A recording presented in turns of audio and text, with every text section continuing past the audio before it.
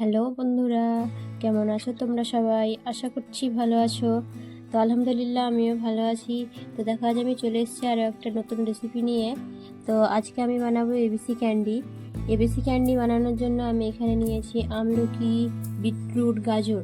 আমলকিটা আমি 250 গ্রাম নিয়েছি, সাথে একটা বড় সাইজের বিটরুট নিয়েছি, আর নিয়েছি 2টা গাজর। তো চলো এগুলোকে ছিলে ভালো করে পরিষ্কার করে স্টিম করে নেব।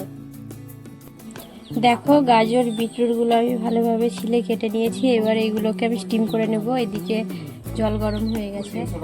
তো আমি এখানে গামলাটা নিয়েছি স্টিম করার জন্য, আমার কাছে আর অন্য কিছু ছিল না। তো এক এক করে আমি এগুলো দিয়ে দিচ্ছি।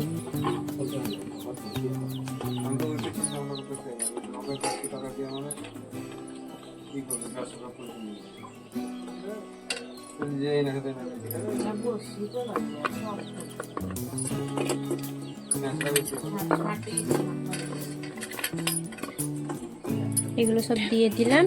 এবারে একটা ঢাকনা আমি দিয়ে দেবো। এগুলো সব স্টিম করা হয়ে গেছে। আমলকি থেকে বীজ বার করে নিয়েছি। এবার এগুলোকে আমি পেস্ট করে নেব। এদিকে আমলকি, গাজর, বিটরুটের পেস্টটা এবার আমি প্যানের মধ্যে দিয়ে দেব।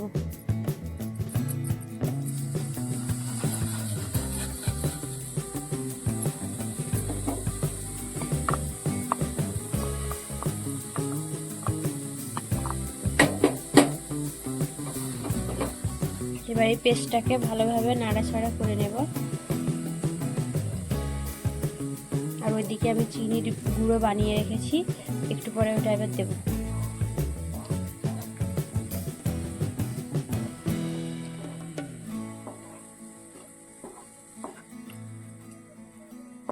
এবার চিনির যে গুঁড়াটা বানিয়ে রেখেছি ওটা এবার আমি দিয়ে দেব।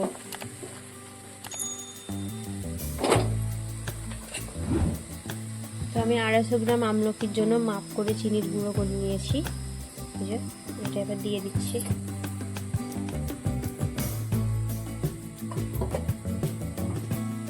ক্যান্ডিগুলো একদম মিষ্টি হবে না, একটু টক মিষ্টি হবে, তার জন্য আমি সেই রকম স্বাদ বুঝে চিনি দিয়েছি।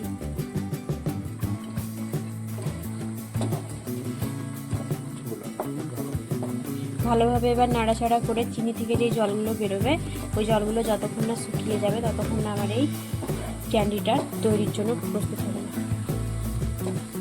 আমি এখানে অল্প একটু সাদা লবণ দিলাম, আর অল্প একটু বিট লবণ, যাতে স্বাদের ব্যালেন্সটা ঠিক থাকে তার জন্য।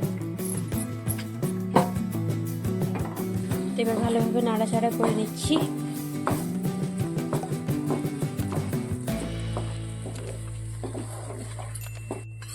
আমি এখানে কর্নফ্লাওয়ার গুলে রেখেছিলাম, তো ওইটা 1 চামচ দিয়ে দিচ্ছি।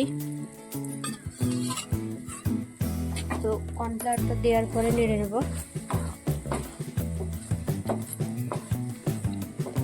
কর্নফ্লাওয়ার দেওয়ার পরে একটু দানা দানা ভাব পাকাতে পারে, ওটা খুন্তির সাহায্যে নেড়ে ভেঙে দিতে হবে।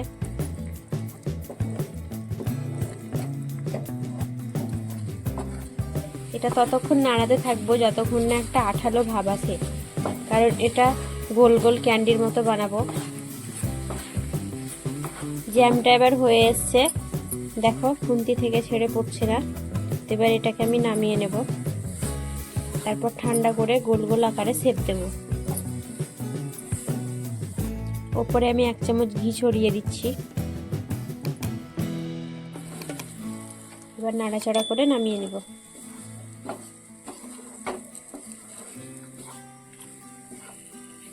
তো এবার এই জ্যামটাকে আমি হাতের সাহায্যে গোল গোল ভাবে একটা নাড়ুর মতো তৈরি করে নেব। তো তল হাতে আমি ঘি বুলিয়ে নিয়েছি। তোমরা চাইলে এই জ্যামটাকেও স্টোর করে রাখতে পারো বয়ামে। তো ওইদিকে আমি চিনির পেস্ট আছে,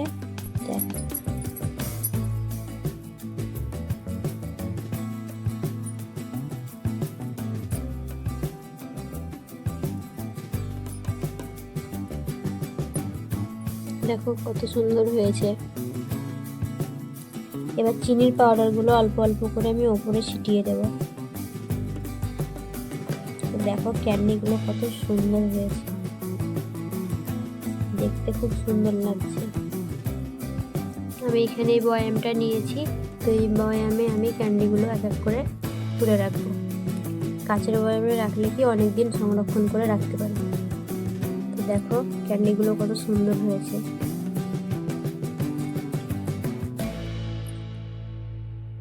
তো আমি এক এক করে এইভাবে সব ক্যান্ডিগুলো ভরে নেব।